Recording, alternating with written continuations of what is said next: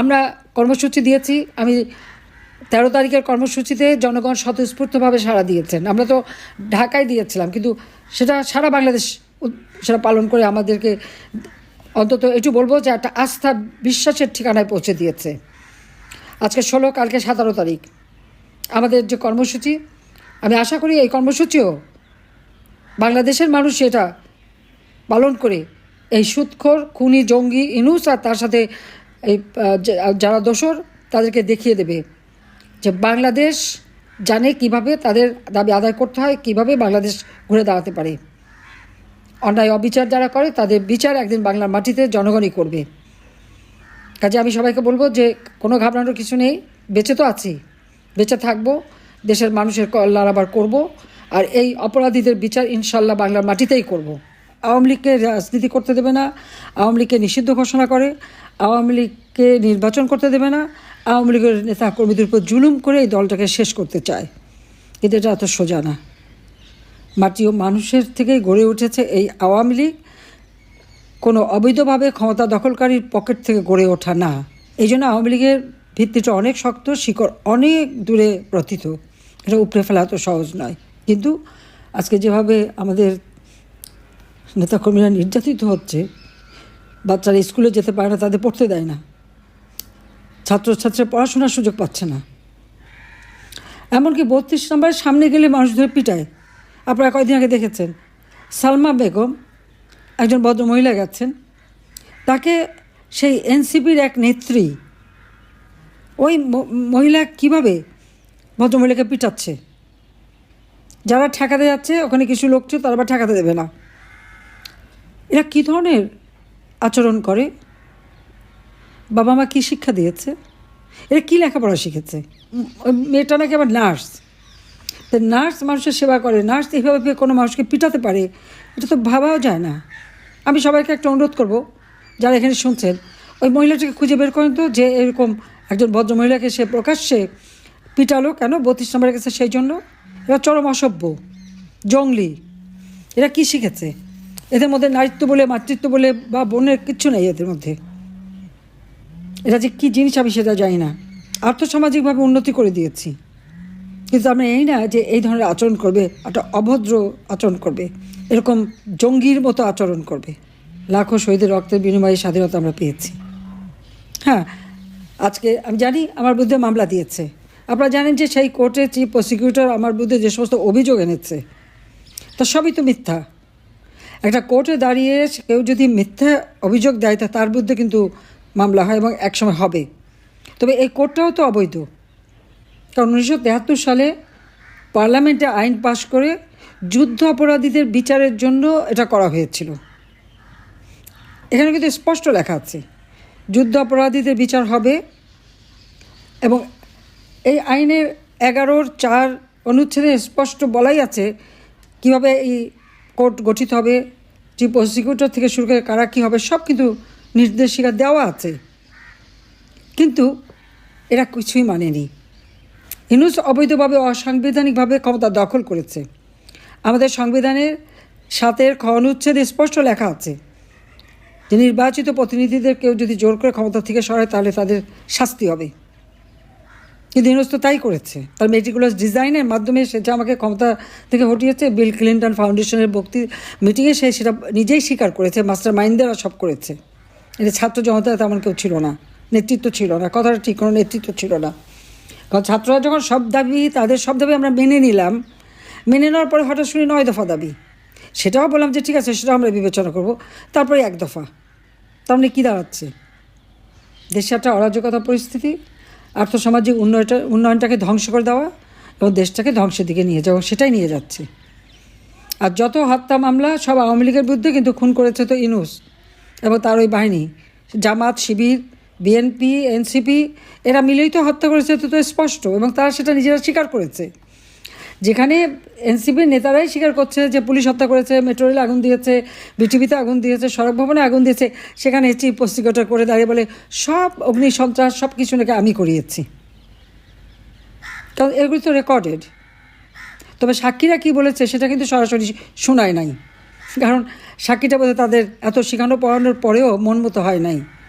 আবু সাইদের বাবা নিজেই বলে দিয়েছেন যে তার ছেলের মাথার পিছনে গুলি লেগেছে, কিন্তু সারা বিশ্ব জানে আবু সাইদ বুক পেতে দিয়ে গুলি নিয়েছে, কিন্তু সেখানে পুলিশ কোনো মেটাল বুলেট ব্যবহার করেনি, রাবার বুলেট ব্যবহার করেছে। কিন্তু তার পোস্টমর্টমে আছে তার শরীরের ভিতরে যে সমস্ত আঘাতের চিহ্ন, একটা গুলি খাওয়া মানুষের শরীরে তো ওই আঘাত হয় না কখনো। তারপরে নাড়ি ভুড়িও ছিঁড়ে যাবে না, লাংসেও আঘাত, রক্ত জমা বা পানি জমবে না, বা তার নাক দিয়ে পানি রক্ত বেরোবে না। পোস্টমর্টমটা খুব ভালোভাবে যদি কেউ দেখেন দেখবেন সেখানে কী আছে। অথচ এই অপবাদগুলি তারা দিয়ে যাচ্ছে সারা বিশ্বব্যাপী। মানবতা বিরোধী নাকি কাজ করেছে। আমি যেখানে 10 লক্ষ রোহিঙ্গাকে স্থান দিলাম, তারা নির্যাতিত ছিল, 71 সালের কথা মনে করেই তাদেরকে আমি এখানে স্থান দিলাম। এর থেকে মানবতার কাজ আর কী হতে পারে?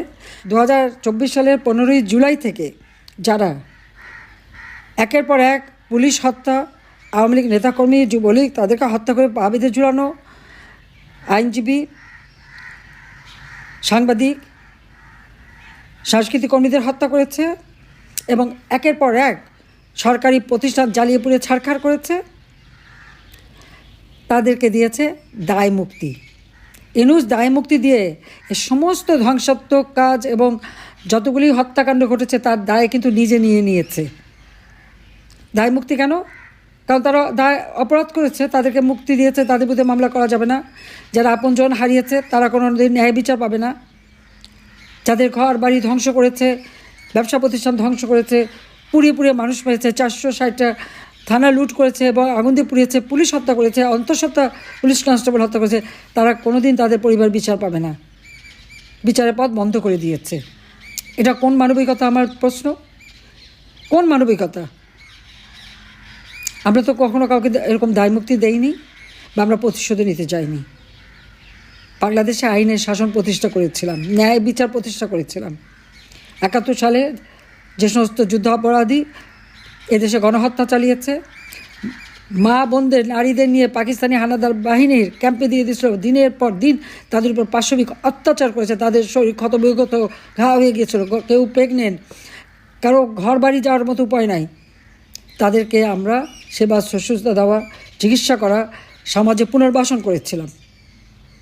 সেই সমস্ত অপরাধী যারা ঘরের থেকে, সে 14 বছরের কন্যা থেকে শুরু করে বিভিন্ন এলাকা থেকে মেয়েদেরকে নিয়ে পাকিস্তানি হানাদার বাহিনীর ভোগের বস্তু বানিয়েছিল, আমি তাদের বিচার করেছি। এই নির্যাতিত পরিবারগুলির জন্য ন্যায় বিচার যাতে পায় সেই ব্যবস্থা করেছি। কিন্তু আজকে সেই আদালতে আবার সে আদালত সংশোধন করেছে। এই সংশোধন করবার অধিকার তাদের নাই, কারণ এখানে পার্লামেন্ট নাই। একটা এক্সিকিউটিভ অর্ডার দিয়ে এই আইন পরিবর্তন করে অমনি সেখানে বিচার বসিয়ে দিলেই তো বিচার হয় না। কিন্তু আমি জানি এটা কেন করেছে। যেহেতু যুদ্ধাপরাধীদের বিচার করেছি, তার প্রতিশোধ নেওয়ার জন্য আমার উপরে এই জুলুম। কারণ আমি তো কাউকে হত্যার হুকুম দেয়নি। হত্যার হুকুম দিয়েছে ডক্টর মোহাম্মদ ইউনূস এবং ওদিকে তারেক জিয়া, যে লাশ ফেললে সরকার পড়ে যাবে। গোপালগঞ্জে যেভাবে আর্মি যে গুলি করে হত্যা করেছে, এই হুকুম কে দিয়েছে? এটা তো ডক্টর ইউনূসই করেছে। ইউনূসই তো অর্ডার দিয়েছে গুলি করে তার লোকদের বাঁচানোর জন্য। সেই জন্য সেনাবাহিনী সাজোয়া বাহিনী নিয়ে গেল, তাদেরকে রক্ষা করতে যেয়ে সরাসরি গুলি করে 5টা মানুষকে হত্যা করেছে। প্রায় কয়েকশো নেতাকর্মীকে তাদের উপর হামলা, স্থানীয় সাধারণ জনগণ, কোনো রাজনীতিও করে না, তারাও গুলিবিদ্ধ। আবার যারা গুলিবিদ্ধ তাদের বিরুদ্ধে মামলা, প্রত্যেকের বিরুদ্ধে মামলা দিয়ে দিল। আর যারা নির্যাতিত তাদের বিরুদ্ধে মামলা, নির্যাতনকারীরা তারা হিরো, জুলাই হিরো।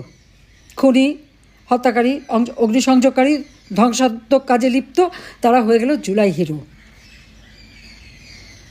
15 জুলাই থেকে যতগুলি ঘটনা ঘটেছে, আমরা তো প্রত্যেকটা আহত তাদেরকে আমরা চিকিৎসার ব্যবস্থা করেছি। আমি করেছি, চিকিৎসা দিয়েছি, আমি নগদ টাকা দিয়েছি, সাহায্য করেছি।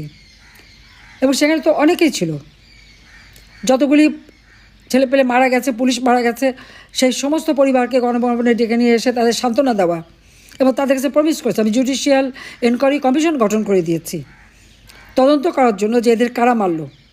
আমার উপরে দোষ দেয়, আমি যে জুডিশিয়াল এনকোয়ারি কমিশন গঠন করলাম, তাকে কেন ইউনূস তদন্ত করতে দিল না? অবৈধ অস্ত্রগুলি কেন উদ্ধার করলো না? 7.62 সেই বুলেট কেন উদ্ধার করা হলো না? কারণ ওগুলি ইউনূস নিজেই সাপ্লাই দিচ্ছে, তারই হুকুমে করা। সেই জন্য করেনি। তো বিচার কার হবে? ঠিক আছে, বিচার তারা করুক, ওইসব বিচার আমি পড়া করি না। আল্লাহ জীবন দিয়েছে, একদিন আল্লাহ নিয়ে যাবে, কিন্তু দেশের মানুষের জন্য আমি কাজ করে যাচ্ছি, কাজ করে যাব। আমার তো বাবা মা ভাই সব হারিয়েছি, তারপরে ঘর বাড়ি যা ছিল সব লুটপাট পুড়িয়ে দিয়েছে। গণভবন তো আমার নিজের বাড়ি না, সরকারি, তার উপরে এত ক্ষোভ। তারা কি বিপ্লব করে ফেলেছে? কিসের বিপ্লব? গুন্ডামি, সন্ত্রাসী, জঙ্গিবাদী কাজ থেকে বিপ্লব হয় না, তবে বাংলাদেশটাকে জঙ্গি রাষ্ট্রে পরিণত করেছে।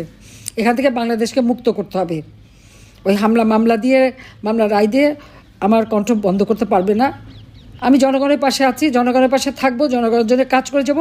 আমি আমার নেতাকর্মীদের বলবো, কেউ ঘাবড়াবেন না। এসব মামলা এগুলো আমরা অনেক দেখেছি, এটা সময়ের ব্যাপার। আমি জানি এখন কষ্ট পাচ্ছেন, ঘর ছাড়া, বাড়ি ছাড়া, পরিবার ছাড়া, ঘর নাই, বাড়ি নাই, খাবারের জায়গা নাই, নিজের আয় রোজগার নাই। সেই ইউনিয়ন পর্যায় থেকে সমস্ত নেতাকর্মীদের যে অত্যাচারটা এরা করলো, এটা আমরা ভুলবো না। পাই হিসাব নেব, এবং হিসাব আমি নিতে পারবো ইনশাল্লাহ, আমার বিশ্বাস আছে। 15ই আগস্টের পর এসে যদি ওই খুনিদের বিচার করতে পারি, যুদ্ধাপরাধীদের বিচার করতে পারি, বাংলাদেশকে অর্থনৈতিকভাবে উন্নত করে বিশ্বকে দেখাতে পারি যে হ্যাঁ বাংলাদেশ পারে। পদ্মা সেতু টাকা ইউনুস বন্ধ করেছিল, নিজের টাকায় পদ্মা সেতু তৈরি করে বিশ্বকে দেখিয়েছি। যমুনা নদীর উপর সেতু করে দিয়েছিলাম, রেল সেতু, আবার আলাদাভাবে রেল সেতু আমি করে দিলাম। আমরাই পারি, আওয়ামী লীগই পারে। আজকে সারা বাংলাদেশটাকে যে আমরা উন্নত করেছি, সেটা একটা দৃষ্টান্ত বিশ্বের কাছে। মাত্র 15 বছরের মধ্যে সমস্ত দেশটা বদলে দিয়ে মানুষের জীবন মান আমি উন্নত করে দিয়েছিলাম। আজকে সেই দারিদ্রের হার বাড়িয়েছে, অতি দারিদ্রের হার বাড়িয়েছে। আজকে সমস্ত লেবাররা বেকার, আমদানি রপ্তানি নাই, দেশে কোনো উৎপাদন নাই, একের পর এক শিল্প কারখানা বন্ধ, একে একে ব্যাংকগুলি লুটে নিয়ে ব্যাংকেও কর্মসংস্থান ব্যবস্থা হচ্ছে না, যুবকরা কাজ পাচ্ছে না। আওয়ামী লীগের আমলে তেমন ছিল না। শুধুমাত্র প্রাইভেট ব্যাংকে প্রতি বছর 2 লাখ 3 লাখ ছেলে মেয়ে চাকরি পেত, সে দরজাও বন্ধ করে দিয়েছে। কাজে এই অবস্থা থেকে বাংলাদেশকে মুক্ত করতেই হবে। সবাই ভালো থাকেন, সুস্থ থাকেন। জয় বাংলা, জয় বঙ্গবন্ধু, বাংলাদেশ চিরজীবী হোক। খোদা হাফেজ।